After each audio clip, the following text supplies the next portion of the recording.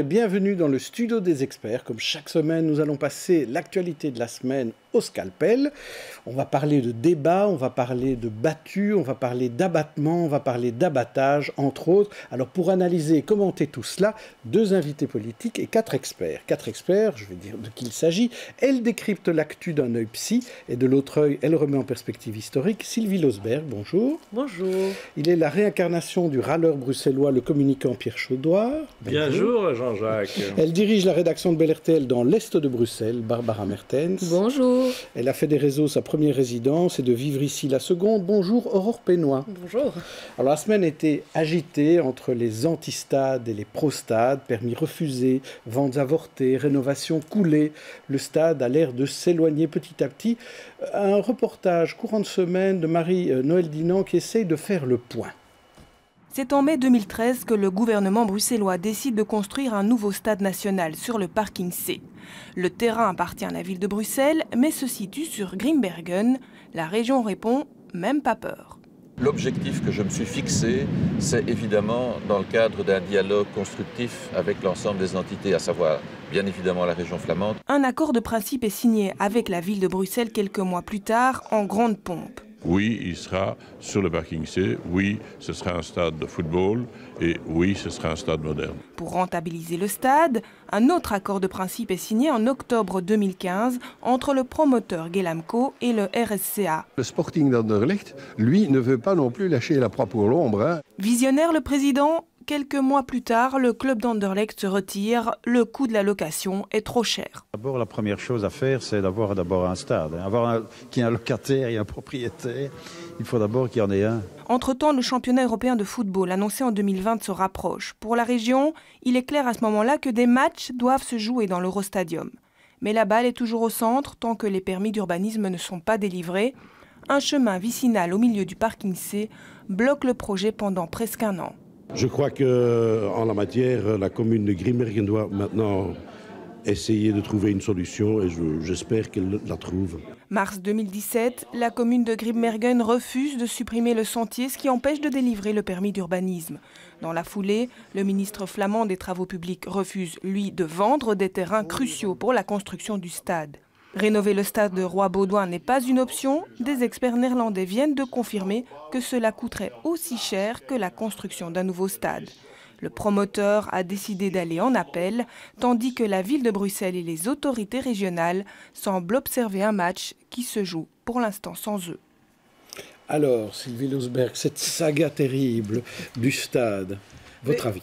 J'ai pas d'avis et j'ai pas de réponse, mais j'ai une question. Donc moi, je voudrais savoir si le fait que ça se situe en Flandre, ça veut dire qu'au fond, un stade national financé par la région bruxelloise serait le lieu de création d'emplois, etc., du côté flamand. Est-ce qu'il n'y a pas là une espèce de guéguerre Bruxelles-Flandre avec quelque chose de... Voilà, qui au niveau national serait quand même un peu problématique. Puisque vous posez la question, je vais me permettre de répondre. Oui. C'est un stade qui est financé par le privé et pas par la région. La ville de Bruxelles va juste louer le stade. Voilà, donc ça c'est important de le savoir. Pierre Chaudoir. Mais ce stade est au stade final, hein, donc maintenant il y a un délai, c'est 2020. La ville de Bruxelles, on l'a entendu ces derniers jours, se positionne dans le triangle dramatique en tant que victime. C'est pas nous, c'est eux. La région ne s'exprime pas. Du côté flamand, ça s'exprime. Le brave monsieur de Gelamco n'attend qu'une chose, mettre des coups de pelle. Et ils attendent juste qu'une chose maintenant, c'est le fédéral qui doit décider. Voilà. Donc on a botté en touche complètement chez Courtois, par exemple. Et le fédéral ne répond pas. Barbara Mertens. Mais c'est étonnant comme autour d'un grand projet, un stade national ou européen, Eurostadium, on peut se disputer, mais au final, est-ce qu'il ne faut pas se poser la bonne question, qui est de savoir, on a besoin de ce stade, puisqu'on s'est engagé quand même un tant soit peu à organiser des compétitions footballistiques dans un stade digne de ce nom. Il n'existe pas, il n'existe plus, et c'est comme si personne ne voulait de ce stade, mais on va quand même devoir s'entendre pour arriver à proposer un lieu d'accueil correct pour cette grande compétition. Donc c'est quand même un peu n'importe quoi. Aurore Pénois. Moi, je me dis qu'on va encore avoir l'air bien stupide au niveau européen, parce que finalement, le débat... Alors, je crois que l'info ne sort pas trop des frontières en ce moment, mais il y a notamment cette histoire de chemin qui semble compromettre les plans. C'est hallucinant, on voit ça qu'en Belgique, quoi. C'est hallucinant. Mais je propose qu'on demande leur avis à nos deux invités, puisqu'on a un homme politique bruxellois flamand et une députée bourgmestre. Il s'agit donc de Fouad Haïdar et de Dominique Dufourny qui vont nous rejoindre.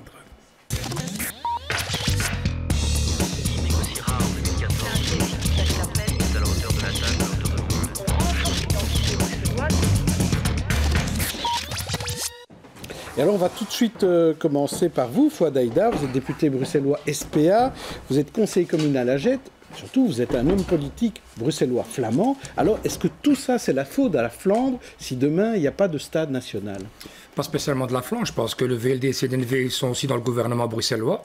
Et donc je pense qu'on peut discuter avec eux, sauf que ce qu'il y a, c'est que nous avons un parti qui s'appelle la NVA, qui malheureusement, tout projet qui pourrait embellir Bruxelles ou permettre à son image, ils sont là pour les bloquer. Je pense que ce n'est pas le premier projet, ce ne sera pas le dernier projet.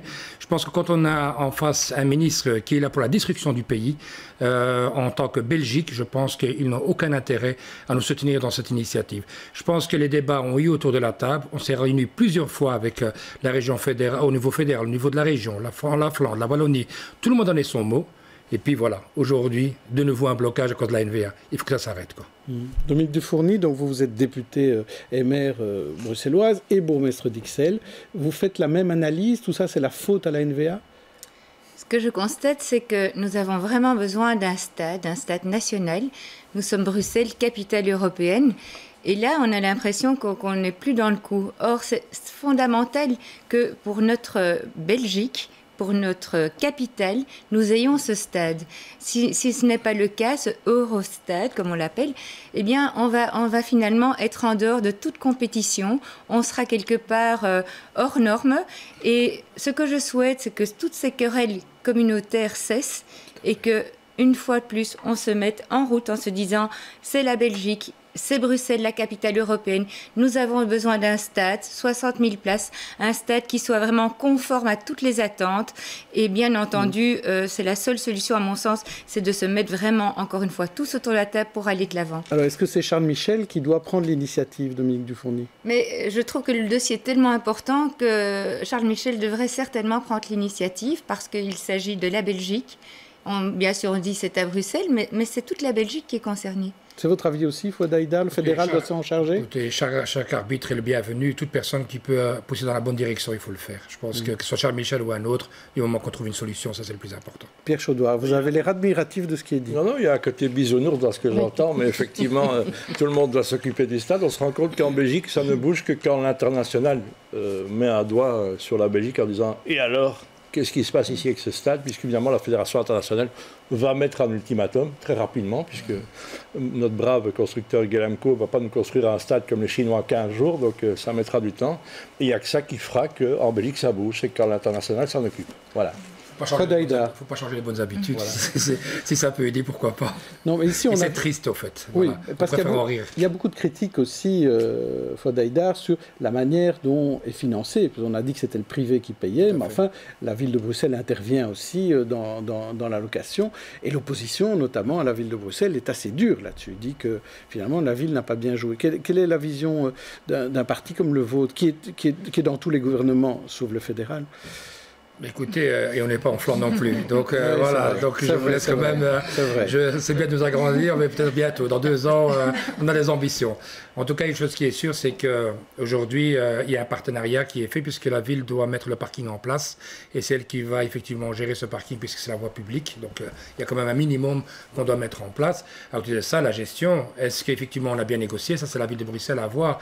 Et une chose qui est sûre, c'est qu'on a besoin de ce Eurostadium. On a besoin effectivement, pour l'ampleur économique de notre région, de pouvoir avoir ce stade. Et donc aujourd'hui, est-ce qu'on a mal négocié certains contrats ? Ça, c'est l'avenir qui nous le dira. Aujourd'hui, on doit avancer. Nous n'avons ni propriété ni locataire pour le moment. On n'a même pas de stadium et on est déjà en train de se disputer. Donc qu'est-ce que ça va être quand on l'aura ? Donc je pense qu'on le construit déjà, puis on verra. Ceci dit, Jean-Jacques Paul Magnet a acheté Caterpillar pour 1 euro. Donc est-ce qu'il y a l'aéroport de Charleroi Sud ? Il y aura peut-être le stade national Sud, hein ? Voilà. On est le 1er avril, hein, Jean-Jacques, on peut se permettre. Oui, c'est vrai. Dominique Dufourny, la pression aussi est très forte sur l'OMR, parce qu'on dit l'OMR est le partenaire de l'ANVA au gouvernement fédéral, alors OMR a poussé l'ANVA à changer. Est-ce que c'est possible ? Mais en tout cas, moi, je souhaite vraiment que l'intention y est. L'échevin des sports, Alain Courtois, a mis tout son dynamisme dans ce projet. Il a parfaitement raison. Et si on peut obtenir un accord pour que ce dossier se débloque le plus vite possible, tant mieux. Sylvie Losberg, un mot oui, donc, de finalement, conclusion. Ce qu'on voit, c'est qu'il y a des petites broutilles avec ce chemin vicinal. Bon, ça, c'est vraiment cloche-merle. Mais quand même, derrière, la lecture, c'est un problème communautaire, ou plutôt nationaliste flamand. Et je trouve que c'est quand même symptomatique. Hein. Oui, puisqu'il s'agit de 2 petits terrains, de 2 parcelles que Ben Waite a annoncé ne pas vouloir vendre dans le cadre de ce projet. Donc, effectivement, il y a encore beaucoup de points d'interrogation. On en reparlera certainement. Mais la semaine a été difficile pour les hommes et les femmes politiques parce qu'on a vu finalement pas mal d'élus démis de leurs responsabilités. Alors ça a commencé par Marine Agy chez Écolo à Bruxelles, puis il y a eu Alain de Stex au maire d'Ixelles, puis il y a l'ombre de la NVA qui plane sur l'affaire de Linkebeek, un bourgmestre non désigné par une ministre NVA justement. Reportage de Jennifer Istas et Charles Carpro. C'est la ministre de l'Intérieur flamande qui l'avait proposé comme bourgmestre il y a quelques mois. C'est elle aussi qui refuse sa nomination aujourd'hui. Motif, Yves Guéquière refuse d'appliquer la législation linguistique. J'avais espéré que le fait de proposer Yves Guéquière prenait le chemin de la pacification. Mais c'est le contraire qui apparaît maintenant. Une décision purement politique qui surprend le principal intéressé. C'est un arrêt d'il y a 2 ans, 2 ans et demi, disant tout simplement que les gens qui expressément font la demande d'avoir un document en français peuvent le faire cette fois-ci une seule fois pour une validité de 4 ans. J'estimais que de fait c'était maintenant enfin un moyen pour clore ce chapitre toujours douloureux des envois des convocations électorales. Et donc ici, visiblement, ça ne suffit pas. Une situation qui agace les habitants de la commune. C'est lamentable, c'est tout. Il n'y a pas à dire. Il y a tellement de choses importantes à faire et c'est vraiment, pour le dire en Nederland, c'est speutertuin. C'est une tempête dans un verre d'eau de nouveau. On pourrait s'arranger, s'entendre. Je trouve ça dommage. Ici à Linkebeek, les francophones et les néerlandophones ont encore une fois beaucoup de problèmes. Je ne veux pas m'exprimer là-dessus, mais j'espère que ça ira mieux à l'avenir. Je ne sais pas ce qu'il faut en faire de tous ces ministres. C'est qu'elle a du temps pour faire des choses comme ça.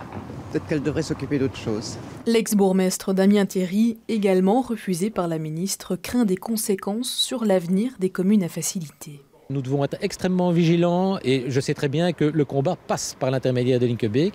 Eh bien, nous répondrons toujours présents pour empêcher la Flandre, ou en tout cas les extrémistes en Flandre, de prendre le pouvoir au détriment des francophones. La ministre Lisbeth Homans n'a pas souhaité répondre à nos questions. La majorité francophone de Linkebeek se réunira dans les heures à venir pour décider des recours à intenter pour tenter de libérer la commune. Alors Dominique Dufourny, là encore, un cas où la NVA met des bâtons dans les roues, cette fois-ci auprès d'élus MR. Quelle est votre réaction par rapport à ça ? Mais pour ma part, c'est un déni de démocratie. Le citoyen n'est pas du tout respecté. Il a voté à plusieurs reprises pour Damien Thierry. Il aurait dû être bourgmestre depuis très longtemps. Lui-même a cédé sa place en quelque sorte à quelqu'un d'autre pour apaiser. Et malgré cela, ça ne suffit pas. Alors, je ne comprends pas l'attitude de la ministre, effectivement. Et je trouve que vis-à-vis de la population, c'est vraiment ne pas tenir compte. Après ça, on va parler que chacun va se réfugier dans d'autres partis parce qu'ils n'ont plus confiance en le politique. Mais c'est la démonstration. Ici, c'est vraiment la démonstration il faut se dire, il faut bouger les choses. Et ce n'est pas de cette manière-là qu'on va convaincre les citoyens à respecter les femmes et les hommes politiques.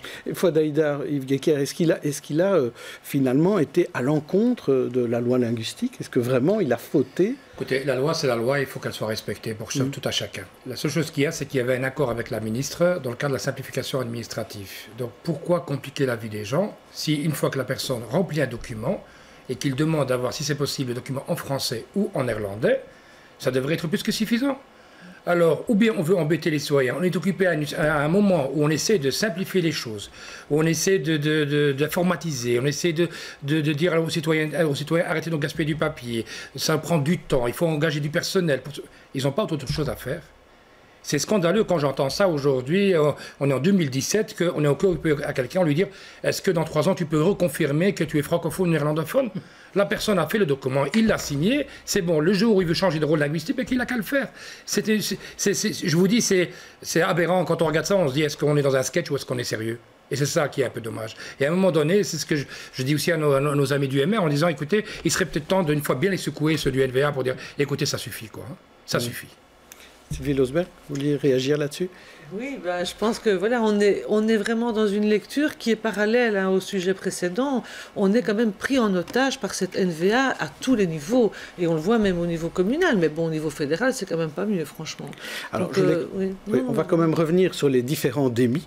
Barbara Mertens, vous vouliez parler de Marine Nagy, je crois, plus particulièrement. Marine Nagy, c'est un peu difficile à comprendre, finalement, cette guéguerre dont ils disent qu'il n'y en a pas au sein des colos à propos de la laïcité, de l'affirmation de la laïcité du parti. Ça a l'air compliqué, ça a l'air difficile. Et honnêtement, je trouve que ce qui arrive à Marine Nagy est un petit peu dur, comme ça, d'avoir été destituée de son poste de chef de groupe à la ville de Bruxelles, parce qu'elle a publié une carte blanche. Je veux dire, nombreux sont les politiciens qui, justement, s'expriment à propos d'une carte blanche, dans une carte blanche dans les médias, justement parce que peut-être ils n'ont peut-être plus suffisamment d'espace au sein de leur parti pour se faire entendre ou pour dire les choses comme elles sont. Et je pense que la laïcité, on en parle peu, pas assez, ou ça c'est à déterminer, par rapport à la France par exemple, où c'est dans le débat, avec la présidentielle aussi notamment. Mais est-ce que l'histoire n'est pas plus compliquée que celle-là, Sylvie Losberg? Oui, elle est complexe. Je pense qu'il y a un moment, donc le moment où Marine Nagy sort sa carte blanche,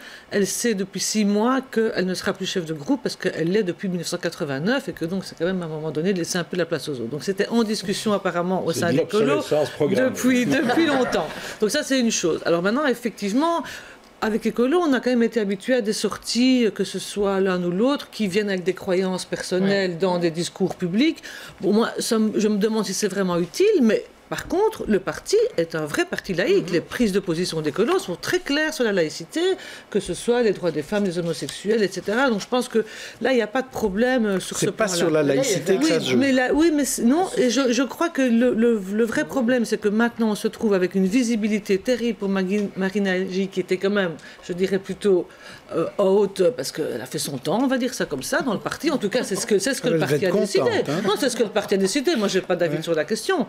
Mais par contre, c'est très mauvais pour l'image d'Écolo. Et Écolo, vous aurez remarqué, il est très bon dans les sondages, il résiste très bien. Et je pense qu'il y en a beaucoup qui s'engouffrent dans la brèche parce que c'est un peu arrosé sur Écolo. Dans les sondages parce que le PS est nettement moins bon. On va en reparler ça dans un instant.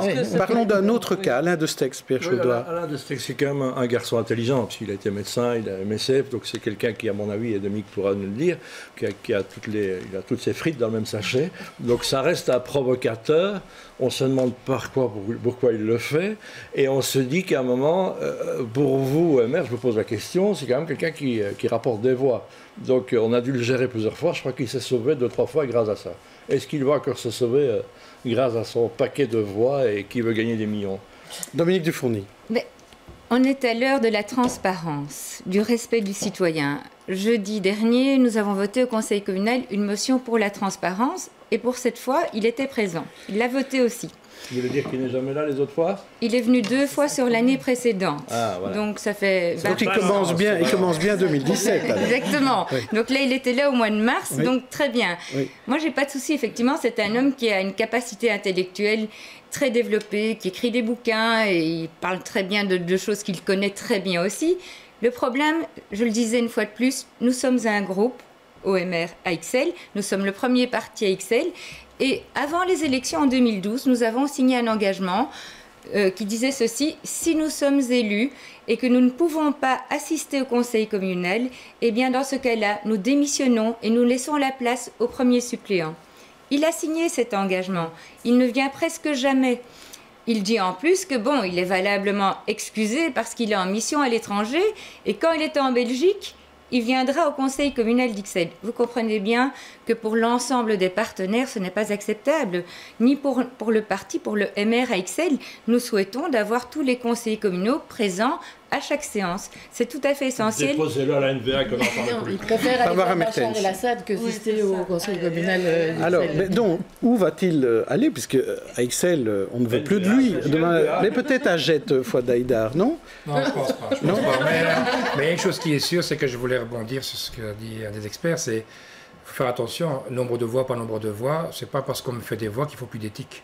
Je pense qu'il faut faire attention qu'on ne commence pas à mélanger les choses en disant ah ben il ramène des voix donc on peut lui permettre de faire ce qu'il veut. Je pense qu'à un moment donné, non mais c'est clair, mais c'est clair que ça peut être un moment de pression, mais je pense que les partis politiques doivent prendre leurs responsabilités. Et c'est vrai qu'ils l'ont souvent pas fait, et donc il serait temps à un moment donné de se réveiller. C'est peut-être pour ça que beaucoup sont condamnés ou sont punis parce qu'effectivement on laisse faire des choses qui ne sont pas éthiques. Et c'est pour ça aujourd'hui peut-être que certains partis politiques s'engouffrent dans des situations terribles.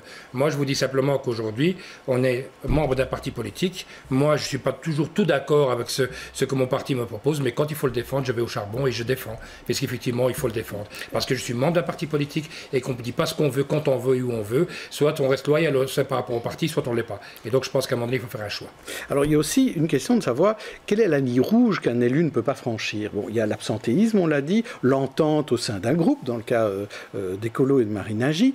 Mais qui décide au bout du compte? Est-ce que c'est l'électeur qui choisit au moment des élections ou bien est-ce que c'est le parti qui décide? Parce que souvent, quelqu'un qui est pris les doigts dans la confiture dit c'est l'électeur qui jugera. Qu'est-ce que vous en pensez, Fouad Haïdar? Écoutez, chez nous, par exemple, on a, comme dans tous les partis, il y a un comité déontologique, comité de sages, avec qui on discute, parce qu'il faut faire attention, parce que... Ça s'appelle une commission. Ouais, s'il vous plaît. Une commission. C'est une commission. Et donc, on doit faire attention, parce que, bon, je dis souvent ça, la presse, c'est pas la Bible. Donc, je veux dire, je dis pas qu'il faut... je dis attention, oh là là, et c'est parti. Je voulais pas dire le Coran, j'ai dit la Bible, comme ça, on reste dans la tradition judéo-chrétienne. Donc, voilà. Une chose qui est claire, c'est qu'à un moment donné, voilà, il faut faire attention parce qu'il y a des choses qui se disent dans la presse. Est-ce que c'est vrai, pas vrai? Donc c'est important de ne pas être jugé parti, de permettre à cette commission de pouvoir juger effectivement si ce qui s'est passé est réel ou pas réel.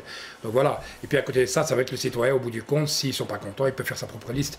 Je veux dire, c'est ce qui se passe à Bruxelles. C'est pour ça qu'on voit qu'il y a des dizaines de listes qui apparaissent tous les jours et c'est un peu triste, quoi. Dominique Dufourny, votre avis là-dessus? Il faut poser les conditions déjà avant les élections. Le fait de signer un engagement, le candidat le signe. Une fois qu'il est élu, les règles sont à respecter. S'ils ne sont pas respectées, dans ce cas-là, il faut agir. Et c'est vrai qu'on peut se dire, mais le parti ne va peut-être pas soutenir la démarche. Mais à un moment, il faut être courageux parce qu'il ne faut pas se dire, voilà, telle personne va nous ramener autant de voix, on va en perdre autant, peut-être même davantage. Et à un moment, il faut se dire, on est dans la lignée, on veut travailler, on veut du bon boulot, et puis absentéisme, ou bien alors le fait de ne pas être présent lorsqu'on intervient, on intervient comme si on était dans l'opposition, alors que nous sommes dans une majorité. Tout ça, c'est à prendre en compte. Et à un moment, il faut un peu de courage et de se dire, voilà, les conditions sont claires, elles ont été signées avant les élections, il faut les appliquer. Alors, il y a un autre cas dont on n'a pas beaucoup parlé, finalement, c'est la bourgmestre de Crénem, Dorothée Cardon, qui, elle, apparemment, suscite beaucoup de méfiance auprès de son administration et de son collège. Mais pas moyen de la dégager, parce que comme elle est bourgmestre dans une commune à facilité, on ne peut pas partir. On lui propose de faire un pas de côté, elle ne veut pas. Donc là, c'est aussi parfois des situations complètement bloquées. Dominique Dufourny. C'est pareil dans le cadre ici pour Ixelles, conseiller communal. Je demande la démission, mais je ne peux pas faire démissionner quelqu'un. Donc on attend de la personne qui démissionne lui-même. Donc, c'est un peu toujours le même processus. Donc, bourgmestre, bon, peut-être commune à facilité, mais même commune dans les autres communes, à Bruxelles, on ne fait pas démissionner quelqu'un. C'est la personne qui doit démissionner. Comme chez nous à Jette, on a eu le cas avec Hermanus, qui à un moment a été démis de ses compétences, mais qui comme restait bourgmestre, qui est resté premier échevin et qui a gardé son salaire sans aucune compétence. Et donc à un moment donné, il faut que ça suffise. Je pense que le législateur doit prendre à un moment donné une décision en se disant c'est fini. Je veux dire, quand on n'a pas les compétences, le salaire ne va pas avec et la personne doit démissionner. J'ai eu le cas précédemment, avant les élections de 2012, où un échevin MR n'a plus suivi du tout la lignée de notre parti. Finalement, les attributions ont été retirées. Il a même fait une liste contre nous, mais il était échevin sans attribution. Mais avec salaire. Payé avec salaire et avec un chef de cabinet toujours payé. Donc tout ça, il faudrait mettre en ordre. Du Pénélope, je dis, moi, c'est du Pénélope. Donc, justement, on va passer à notre sujet suivant qui est pas loin. On a parlé de partis, d'appareils. Il y a un vent nouveau qui souffle sur les partis. Il vient souvent de France, parfois même des États-Unis. Alors d'un certain côté, il y a un peu de populisme et de dégagisme, et de l'autre, un vent de fraîcheur avec des nouvelles têtes. Prenez par exemple le cas Macron. On va écouter Joëlle Milquet. Elle vote Macron. On est en train de vivre dans toute l'Europe vraiment une sorte de désamour collectif à l'égard des partis qui semblent être traditionnels. Et donc c'est une donne avec laquelle on doit jouer. Mais qu'il faille bien évidemment en tirer des conclusions et améliorer énormément de choses, bien évidemment. Mais moi, je réserve mes commentaires à l'interne et je me suis déjà suffisamment exprimé sur ce point. Donc oui, il faut faire bouger beaucoup de choses. Donc il y a des discussions en interne. Non, bien sûr qu'il faut améliorer énormément de choses, bien évidemment. Et ça va se faire, je l'espère. Pour les élections françaises, par exemple, quel est votre bon candidat? Qui choisissez-vous? Écoutez, moi, ce n'est pas que la personnalité me soit sympathique en tant que telle, parce qu'elle ne me l'est pas, mais son programme est le plus proche du mien, c'est Macron, parce qu'il a une vision européenne très forte. C'est un des rares qui ose parler d'Europe et ne pas faire du rejet, et Dieu sait si c'est le plus grand projet nécessaire dans lequel nous devrons nous investir, c'est l'unité fédérale européenne pour moi, et deux, parce que ses propositions sont les plus proches des miennes. Voilà, en termes de personnalité, je le trouve un peu arrogant, voilà, et peut-être très ambitieux. Alors, très ambitieux, arrogant, mais c'est quand même son candidat. Et vous, Dominique Dufourny, c'est votre candidat aussi, Macron? Ou plutôt c'est un peu Fillon? difficile pour cette élection, parce que d'une part, je ne voterai pas pour quelqu'un qui voudrait sortir de l'Europe, parce qu'il y en a quelques-uns dans les candidats, et d'autre part, j'aime surtout une candidate ou un candidat qui assume la transparence, comme je venais de le dire. Donc c'est difficile. Je trouve d'ailleurs dommage aussi que dans tous ces candidats, ils sont 11 je pense, il n'y ait qu'une seule femme. Et c'est très peu. Non, il y en a deux. La deuxième, on la voit très rarement. Il y en a eu d'autres qui n'ont pas eu les signatures. Et quelque part, déjà, c'est pas représentatif de la population. Avoir que 2 femmes sur 11, c'est déjà beaucoup trop peu.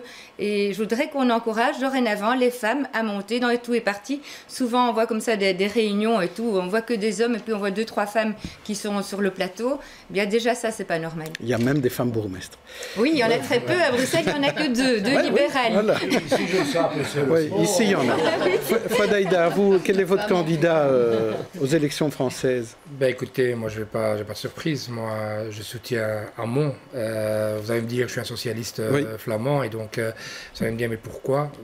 Écoutez, je pense que le programme m'intéresse. Vous savez, moi, au niveau politique, j'ai toujours dit, moi, j'ai pas un problème avec les riches, moi, j'ai un problème avec les égoïstes. Et je pense qu'à ce niveau-là, dans le programme, je me retrouve complètement. Donc voilà, je pense qu'à ce niveau-là, c'est un candidat. Je trouve ça un peu dommage ce qui s'est passé la semaine passée avec une personne qui a perdu en tant que candidat pour cette présidentielle, Manuel Valls. Et on voit ce qui s'est passé, ce petit jeu, je trouve ça dégoûtant. Je trouve qu'il faut rester loyal.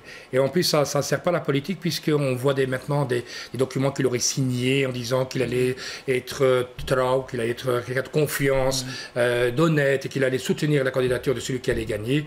Et on voit effectivement qu'il fait tout le contraire. Et ça ne sert pas du tout à la politique. Parce que les gens, de nouveau, vous disent, voilà, de nouveau, c'est son propre copain, son propre parti, il le trahit quand même. Et donc, je trouve ça très dommage. Alors, vous avez dit tout à l'heure, vous êtes socialiste flamand, effectivement. Vous avez vu la hausse du PTB dans le sud, à Bruxelles, et même en Flandre également, et la chute du Parti socialiste, surtout en Wallonie, mais un peu à Bruxelles aussi, et dans d'autres pays, aux Pays-Bas, en France. Est-ce que ça vous inquiète pas, ça ? Mais écoutez, je pense que les citoyens ont un moment le droit de choisir. C'est soit on a fait une mauvaise communication, soit on n'a pas fait notre boulot. Bon, voilà, les gens ils ont le droit de choisir. On n'est pas là. Je veux dire, on n'est pas comment ? Ou les deux. Ou les deux. Je veux dire, c'est clair. Je veux dire, nous maintenant, en tout cas, on se présente à la population. On leur dit voilà ce qu'on veut, ce qu'on a déjà réalisé et ce qu'on veut réaliser. Souvent, les gens oublient parce qu'ils ont la mémoire courte parfois et tout, que les grands combats qui ont été menés par les socialistes. Mais bon, aujourd'hui, s'il y a un vent nouveau, tant mieux, pourquoi pas. Il y a peut-être un appel de renouvellement aussi au sein des cadres des partis à l'heure actuelle. Peut-être c'est toute une discussion interne qu'on doit avoir.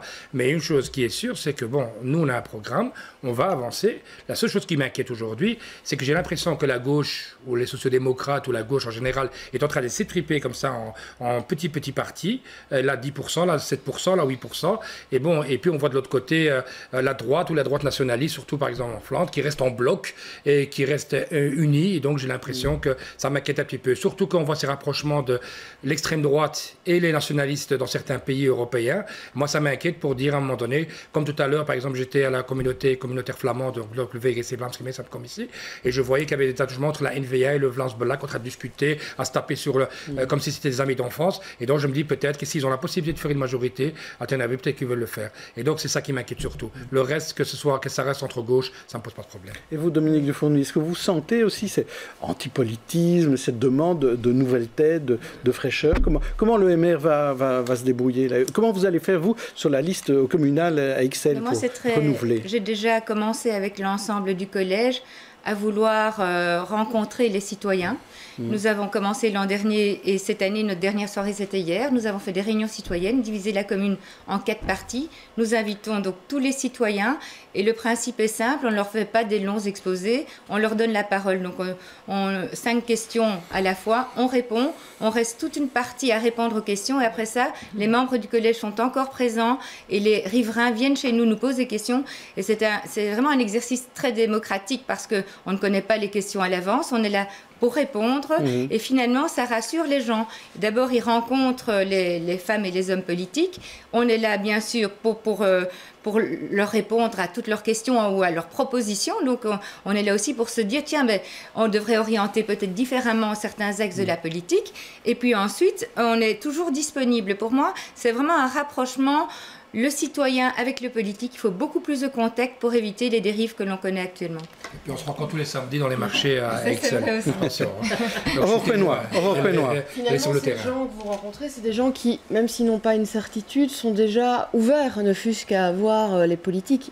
Qu'est-ce que vous faites pour tous ceux qui ont abandonné le combat et ils sont de plus en plus nombreux finalement? C'est certain. Maintenant, vous dire qu'ils sont tous ouverts, je peux vous dire que ce genre de réunion, on a quelques questions qu'on se dit, il faut quand même garder le moral et répondre à toutes les questions, toujours d'une manière polie, parce qu'il ne faut pas penser que des gens sont dans une assemblée et vont vous poser des questions à l'amiable. Donc certains, ça sort comme ils le pensent et c'est ça le but, c'est de se dire, voilà, même ceux qui ont ras-le-bol, et il y en a dans ce type d'assemblée, ils viennent et ils expriment leur désarroi. Évidemment, il y en a qui ne viennent même plus. Ça, c'est regrettable parce qu'on ne parvient pas à les joindre. Mais, comme le disait Fouad, nous nous rencontrons aussi ailleurs que dans des assemblées. Le fait d'être au marché. Le marché, on rencontre beaucoup de monde. Et c'est important d'écouter la population dans des lieux qui ne sont pas des lieux plus politisés. On est sur le marché, on entend les gens, on écoute les commerçants. C'est vraiment. Et là, vous êtes d'égal à égal à ce moment-là. On peut vous parler directement. Bien entendu.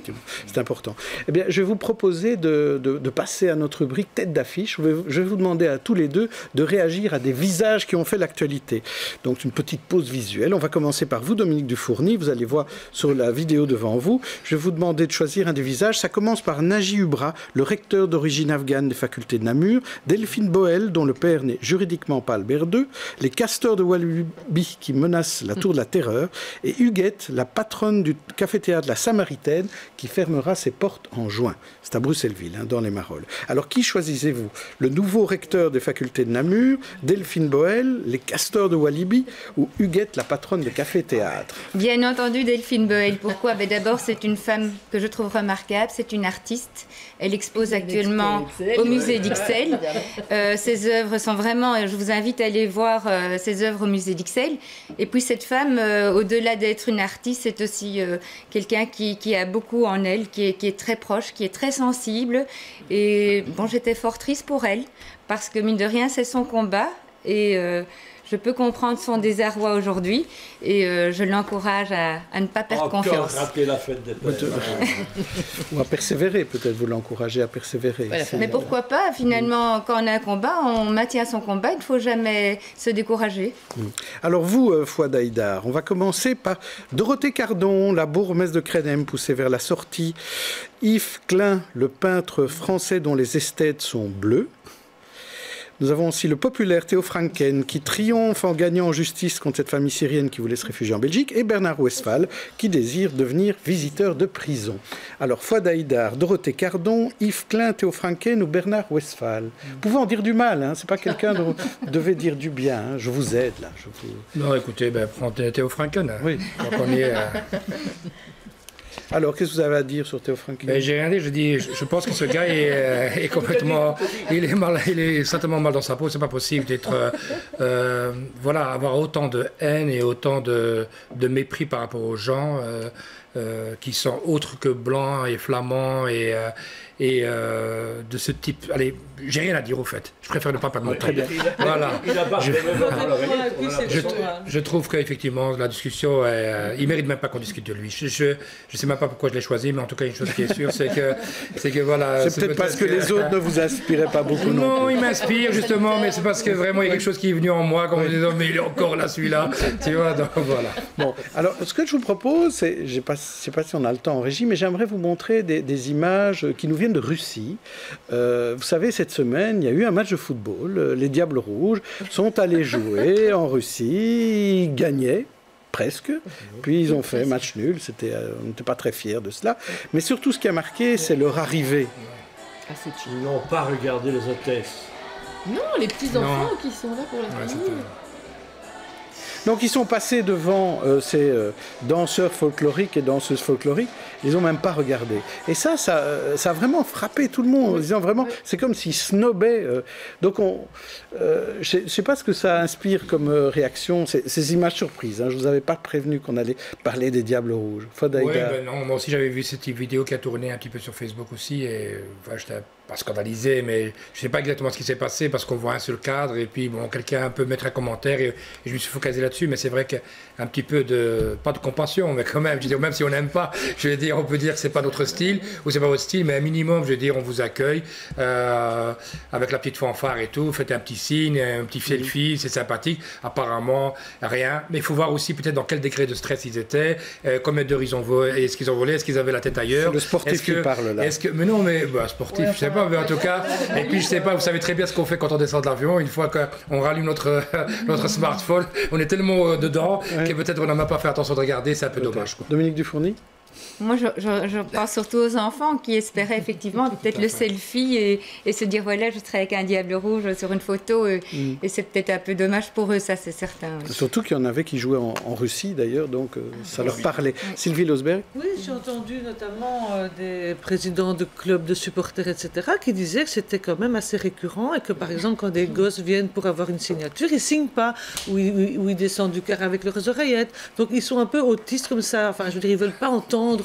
Ils ne veulent pas être en contact. Et vendredi, c'était la journée. Hein. Non, je crois que c'est ce samedi, c'est la journée de l'autisme. Oui, c'est peut-être en leur honneur. Non, la question, c'est pas autisme ou pas. La question, c'est qu'ils ont l'air dans leur bulle et que normalement, ils doivent quand même. Les gens les accueillent, les gens viennent pour eux. C'est pas normal, quoi. Alors, le mot de la fin, Aurore. C'est assez dommage parce qu'il y a quand même 3-4 ans, on avait toutes ces vidéos un peu buzz où ils essayaient justement de fédérer les gens. C'était de la com, mais finalement, ça avait créé aussi ce sentiment. Alors, peut-être qu'il leur faudrait une petite couche de com pour les rendre à nouveau sympathiques à nos yeux, mais. On verra lors du prochain Euro, de la prochaine Coupe du Monde.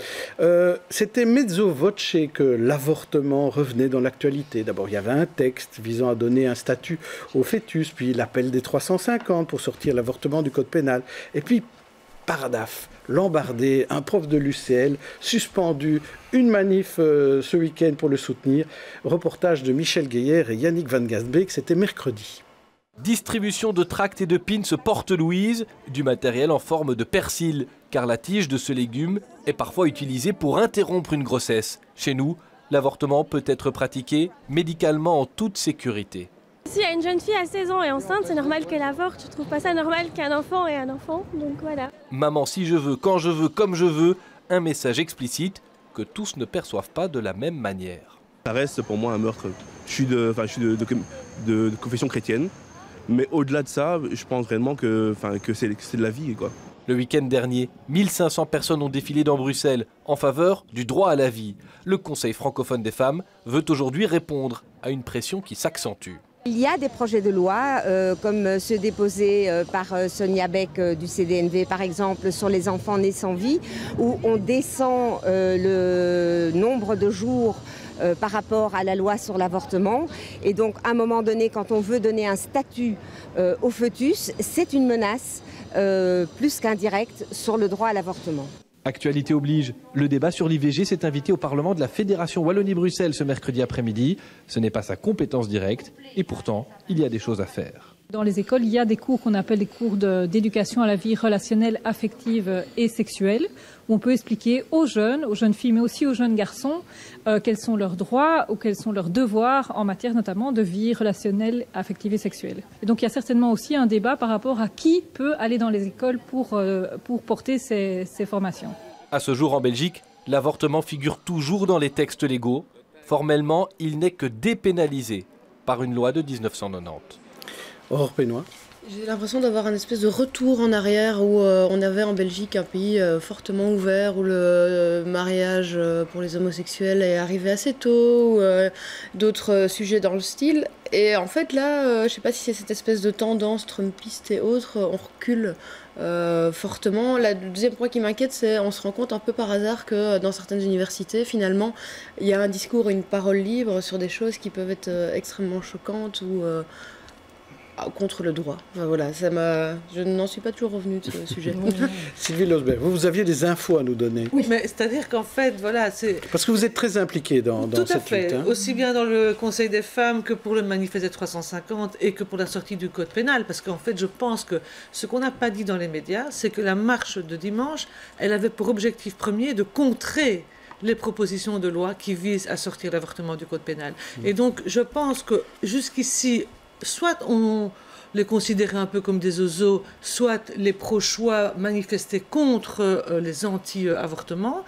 Mais ici, j'ai l'impression qu'il y a quelque chose qui a changé, c'est-à-dire qu'au fond, c'est eux qui sont réactifs parce qu'il y a eu clairement dans la société civile, avec les presque 7000 signatures du manifeste, mais dans le monde laïque féministe et dans le monde politique, puisque législativement, il y a quand même 3 propositions, plus la résolution du SPA, qui sont sur la table. Je pense que là, il y a quelque chose qui a changé, et d'autant que quand même, l'EMR, ils discutent, ils ont une proposition, ils ne la sortent pas. Bon, ils sont un peu mal pris, parce que quand même, au sein du gouvernement, il y a quand même des partis qui sont anti-IVG, donc très clairement le CDNV et la NVA qui le rejoint, je pense, assez majoritairement.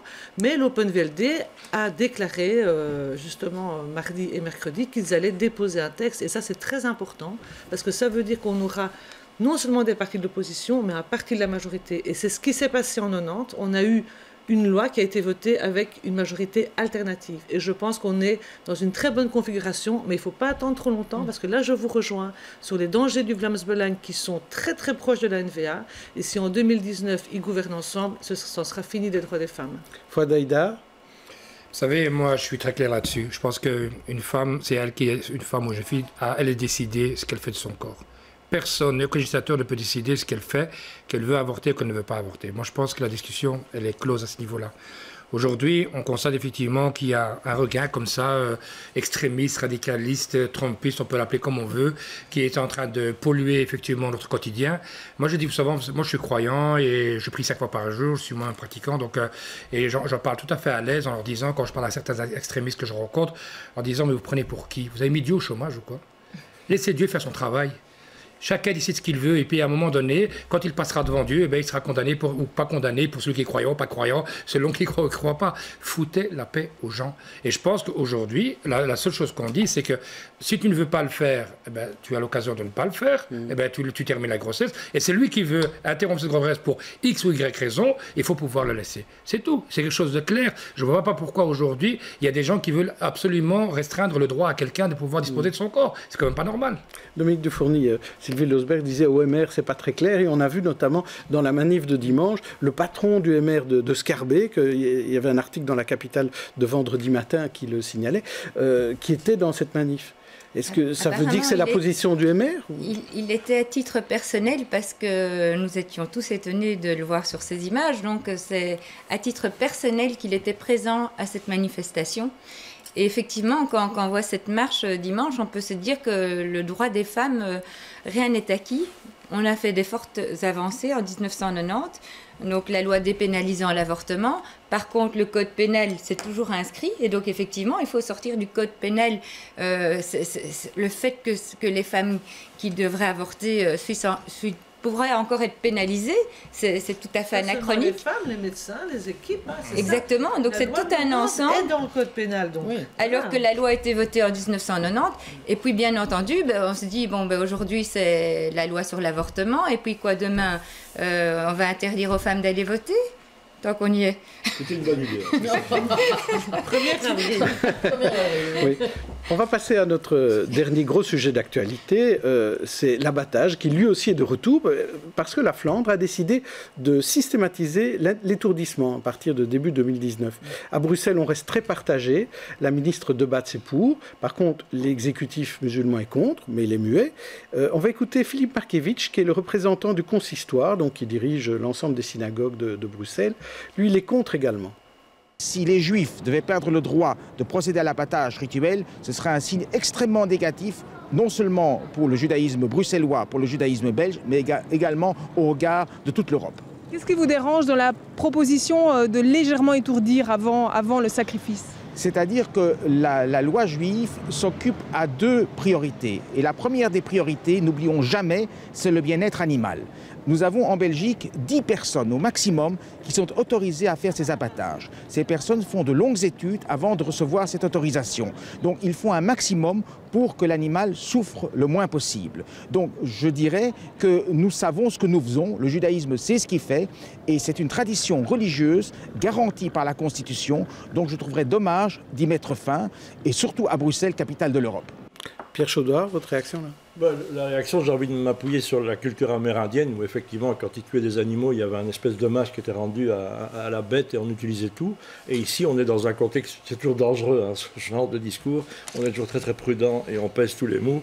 Mais effectivement, et puis on a eu maintenant la collusion avec ces images horribles d'abattoirs. On a regardé tous une seconde, et donc c'est ça. Donc moi, je suis pour une mort qui soit saine, propre et voilà. C'est tout ce que j'ai à dire à ce sujet. Donc avec étourdissement. Avec étourdissement, peut-être. Oui. Voilà. Alors, Fouad-Aïda, comment est-ce qu'on peut faire la balance entre le bien-être animal et les traditions religieuses ? C'est finalement ça la question. Qu'est-ce qui doit l'emporter ? Vous savez, le problème, c'est qui calcule la souffrance et comment. Moi, je pense que, moi, en tant que musulman, j'ai toujours appris qu'on disait que Dieu nous a donné la science, il faut l'utiliser. Donc, si la science peut faciliter, effectivement, ou peut permettre à ce que les animaux ne souffrent pas, parce que je ne peux pas concevoir que Dieu voudrait que n'importe quel être qu'il ait créé doit souffrir.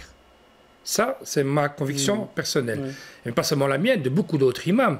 Mais aujourd'hui, nous avons des ulamas, nous avons des imams qui nous représentent, ou qui représentent effectivement l'exécutif musulman de Belgique, ou la Ligue des imams plutôt. Parce que l'exécutif musulman de Belgique, c'est plutôt le cultuel, c'est vraiment le bâtiment. Il faut bien faire attention à ça.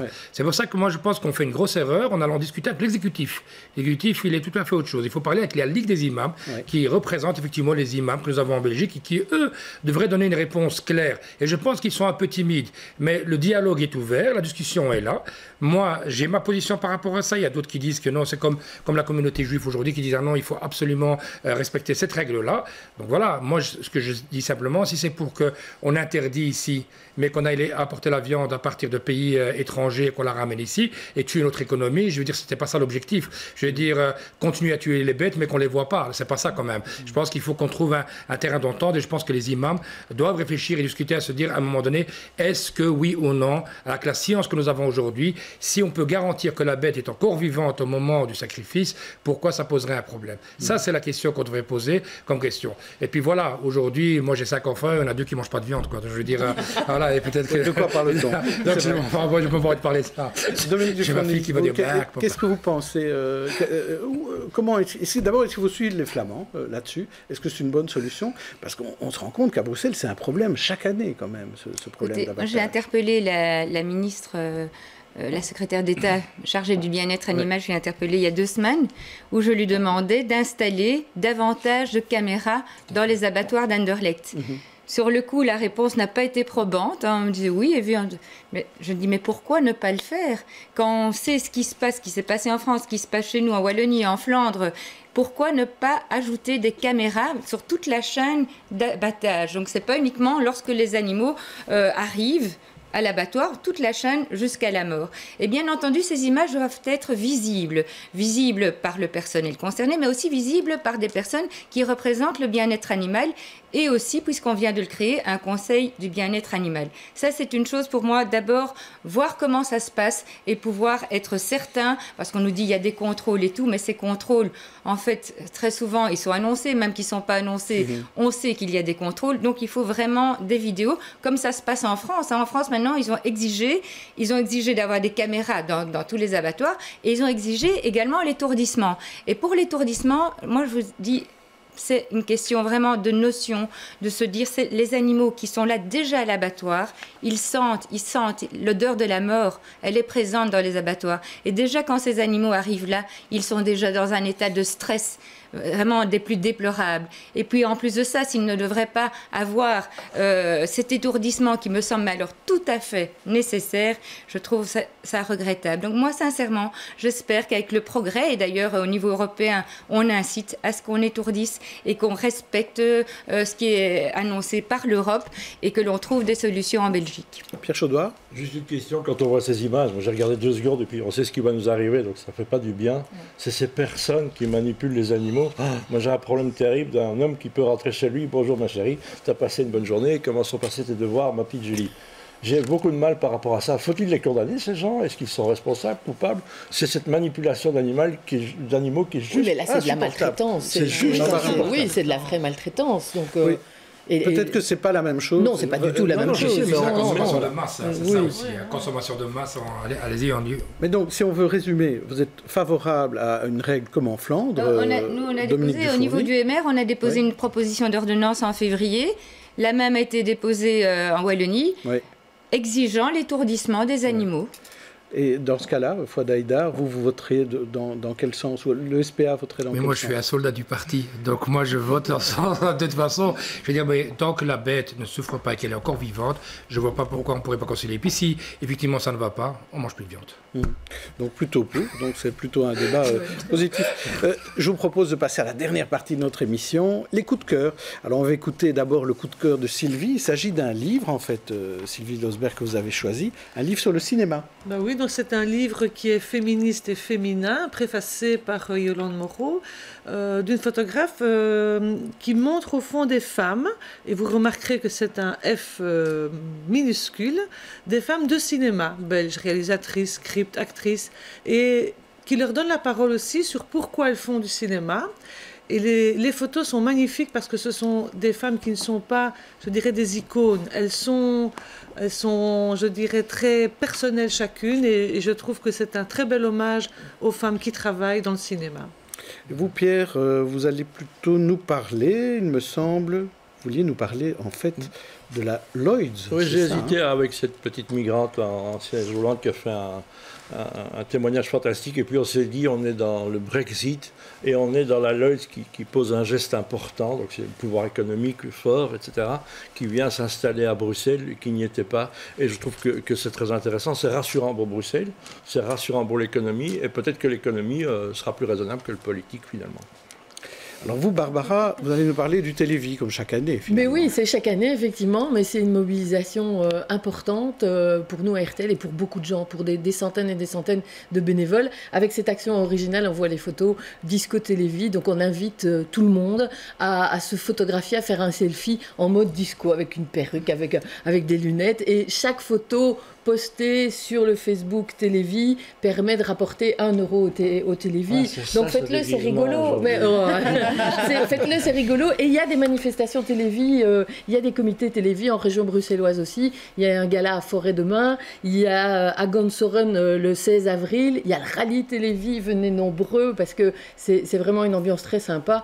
Vous verrez les présentateurs du journal qui vous serviront votre bière et moi je vous vends des tickets si vous venez pour acheter la bière. faire. Donc vous êtes les bienvenus. Si vous mettez tous les arguments sur le plateau de la balance. Le marathon de la danse cette année de Caroline Fontenoy, c'est quand même assez original puisque elle va danser au profit du Télévis pendant, je ne sais plus combien, 8 heures ou 9 heures. Et elle a besoin de soutien aussi et elle a besoin de récolter des fonds pour ça.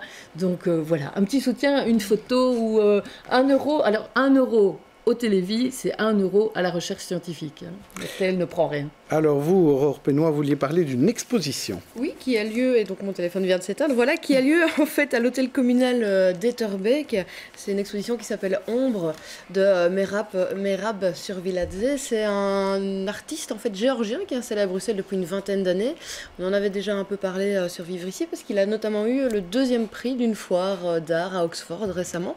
D'ailleurs ce week-end, il est à nouveau à Londres pour une autre foire.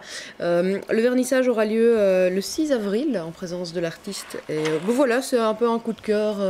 C'est assez joli, ça change, c'est de l'art. Donc voilà, je conseille franchement d'y aller. Et moi, mon coup de cœur un peu spécial copinage, ce sont 2 excellents collègues qui sortent un livre. On va commencer par Patrick Weber, qui vulgarise l'histoire de Belgique dans ce petit album joliment illustré. Ça s'appelle La Belgique et quelle histoire, et c'est paru à la Renaissance du livre. Et alors, Sylvie Losberg, vous avez écrit aussi un livre sur l'histoire de Belgique. C'était à peu près il y a 10 ans. Une dizaine d'années, oui. C'était un livre à colorier pour les enfants, mais ça a bien marché. Et donc, je suis très ravie que Patrick s'y mette à son tour. C'est important que les enfants puissent prendre connaissance de leur histoire. Et Patrick Aubon, qui retrace, lui, par le détail, les coulisses derrière ses scoops journalistiques, et plus particulièrement tennistiques. Il était notamment le rédacteur en chef de la Libre Match. Ça s'appelle Les histoires de scoop en Belgique. C'est paru à la boîte à Pandore. Donc ça, ce sont 2 conseils avec des journalistes. Voilà, c'est des livres de journalistes pour les lectures. Et je vais me tourner vers nos invités. Il y a encore quelques secondes. Si vous voulez nous conseiller quelque chose, peut-être Dominique Dufourny, vous, à faire à Ixelles ces jours-ci, une bonne exposition au musée d'Ixelles, par exemple. Oui, bien sûr, Pierre et Gilles. Donc, vous verrez également Delphine Boel. Donc, c'est très belle exposition. Déjà, beaucoup de gens sont venus au musée d'Ixelles. C'est jusqu'à mi-mai. Donc, je vous invite à venir découvrir cette magnifique exposition. Et vous, Fouadaïda, est-ce qu'il y a un conseil à donner à Jette, par exemple? Pas spécialement à Jette, mais peut-être le coup de cœur que je vais prendre ici, c'est le Télévis, puisqu'on a fait un appel que les gens aillent au Télévis, donc de participer. Et puis un deuxième coup de cœur, un gros bisou à ma chère maman que je vois passer souvent. Très bien. Et je note que la chère maman, elle regarde une télévision francophone à Bruxelles. Merci à tous encore, merci aux invités, merci aux chroniqueurs. Et on se retrouve la semaine prochaine pour une autre édition des Experts. Bon week-end.